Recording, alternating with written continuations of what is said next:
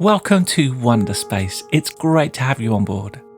My name is Steve Cole, and over the past 57 episodes, I have been asking the same 6 questions to amazing people from around the world. The questions orbit around wonder and stories of hopefulness, and the setting for each journey is this shared window on the space station from where we see everything from a different perspective. Before we introduce our guest, our friends at asknature.org are going to help us to re-wonder.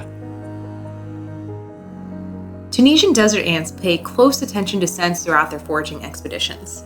They create detailed, odor-based mental maps of the whole terrain, which they then can use to find their way back to their inconspicuous nest entrances. But it isn't like a dog sniffing the ground to follow a trail. The ants use their 2 antennae to give slightly different readings on the presence of scents in the air, enabling them to smell in stereo.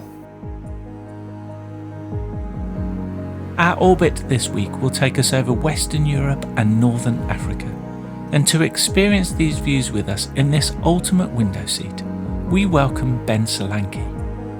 Ben is the co-founder and director of Empathy Action, who create immersive experiences and workshops that enables participants to walk in someone else's shoes.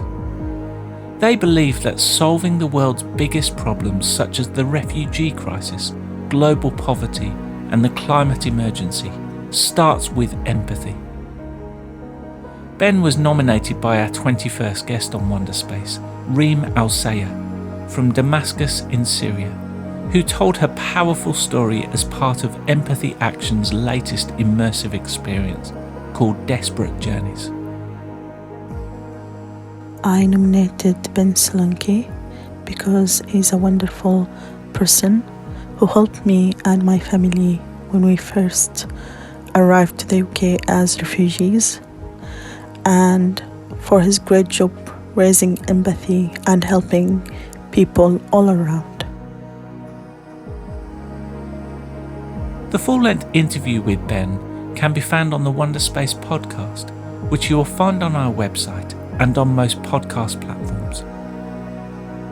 For this shortened video orbit, Ben answers 3 of our 6 questions and starts by giving us a glimpse into his life story so far.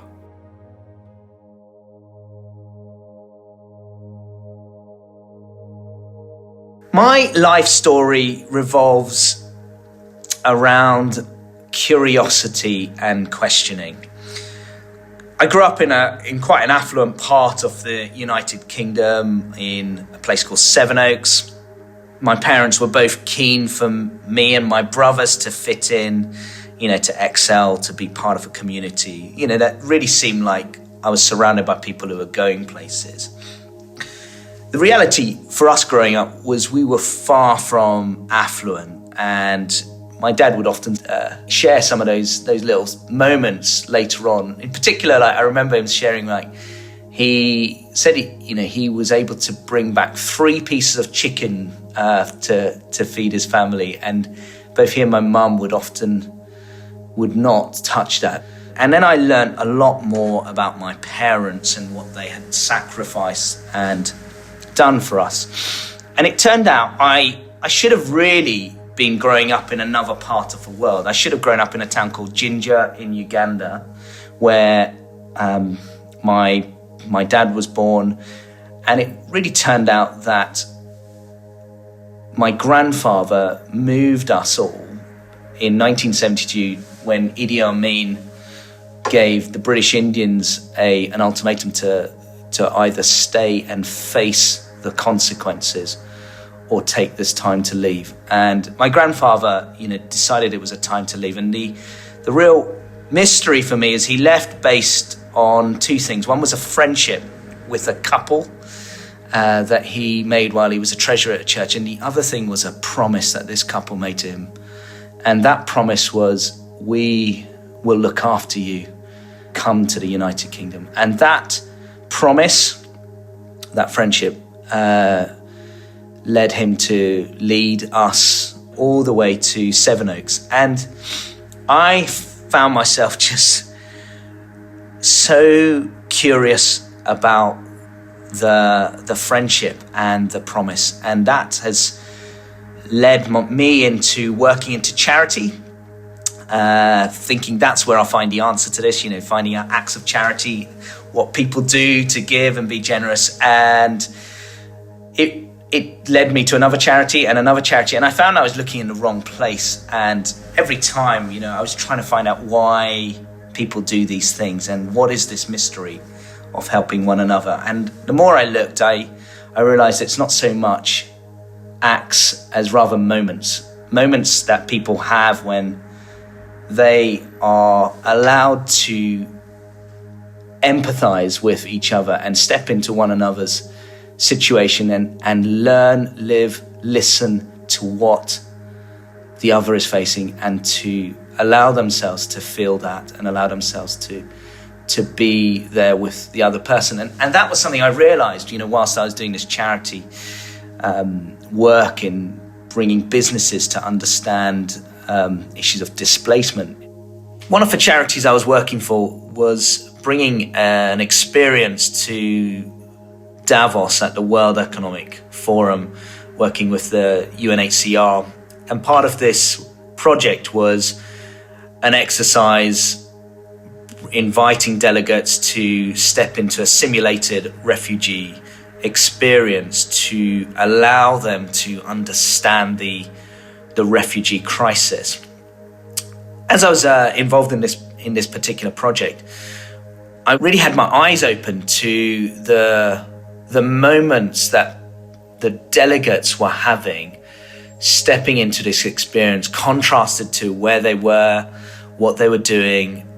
And as I was listening to them, I was realizing the power of empathy to understand, global issues, to allow them to step into it. It was like an issue became a person, the person who was telling them about what it's like to be a refugee, the person who's telling them what it's like to feel desperate to make those choices. And that felt like a profound moment in this question. And that's what led us to start an organization called Empathy Action, which was to look at the practice of empathy and trying to build a culture of empathy through allowing people to step into those big issues like desperation, refugees, poverty, and step into a simulation which tries to bring that alive and to ask a couple of quite key questions. How do you feel?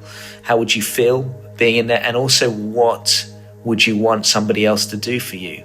And that's what we're trying to do, is inspire those acts, inspire people to challenge themselves and look at building a culture of empathy, to turn issues into people and to choose to be with them.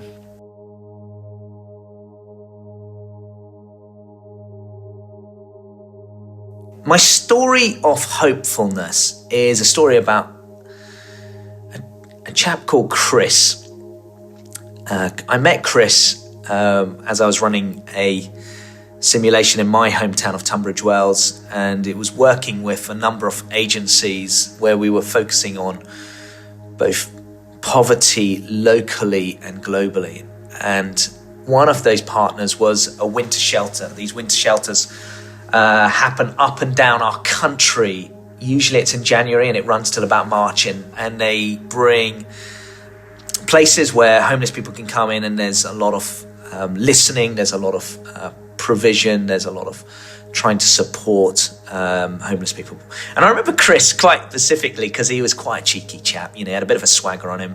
And we just run this immersive program called The Poverty Trap, which was based around an Indian slum. And he stepped in, and he at the end, asked to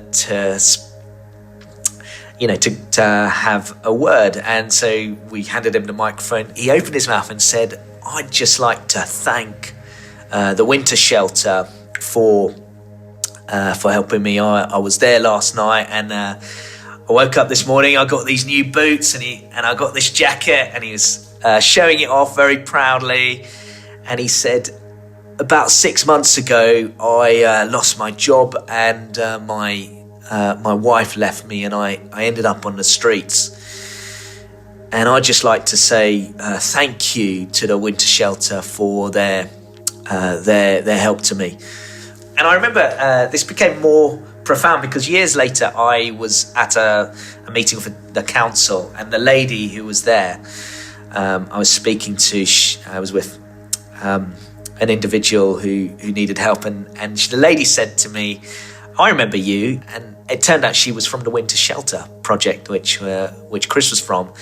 And I said to him, "I remember Chris. How's he doing? What's he up to?" And it was quite tragic because she said, sadly, Chris passed away quite recently. He struggled a lot with alcohol, but she did share this one real gem of a moment. The previous winter, he would find himself going into a church to sit in the warmth, and it was usually when the choir were practicing when he could go in. And being the cheeky chap he was, he would say, "Oh, I don't suppose you could do any Oasis." One particular time he was there, the choir just turned round and they turned to face him, and they broke out into a rendition of Champagne Supernova.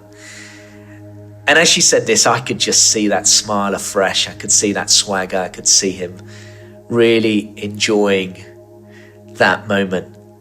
And as I think back, that gratitude that he had, I want to share that idea of standing with people that happen up and down our country in these shelters, in these programs, but that act of sharing those moments and to listening.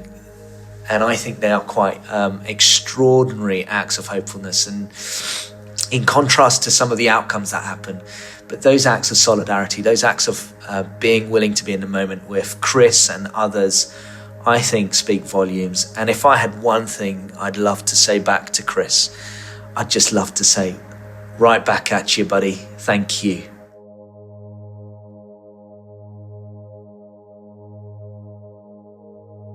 I heard this term last year. I think it's Armenian, by the way, and it says Savet Tanem. My friend, his family was displaced in an area called Nagorno-Karabakh in Artsakh, in a disputed area between Armenia and Azerbaijan. And during this period in September 2020, there was a communication blackout, and he was sharing with me that he couldn't get hold of his family. And as I was listening to him, I was just in a corridor, and he was sharing all this with me, and I was saying, "I'm really sorry." And he was able to go on and explain, what had happened. And later on, he was WhatsApping, and he was continuing to keep me informed as I was, just inquiring how has he heard. And eventually, he did hear from his family. And he said there was this term that they were using, Savet Tanem, with one another, and it literally means, allow me to take away some of your pain so that your pain is a bit less. I was really taken by the use of this with one another and how it allowed each one of those family members to stand and be with one another across the digital ways that we live in. And it allowed this incredible moments of people sharing. Allow me to take away some of your pain so that your pain is a bit less. I think that wisdom in those two words, in that beautiful language of Armenian, I would love to leave as an insight.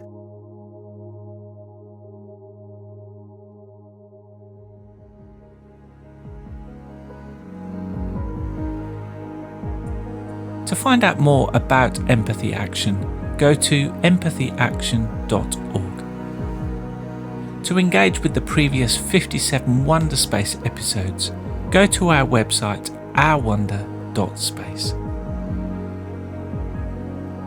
I want to thank Ben for joining us on Wonderspace, and I hope you can join us next week for more wonders and stories of hopefulness.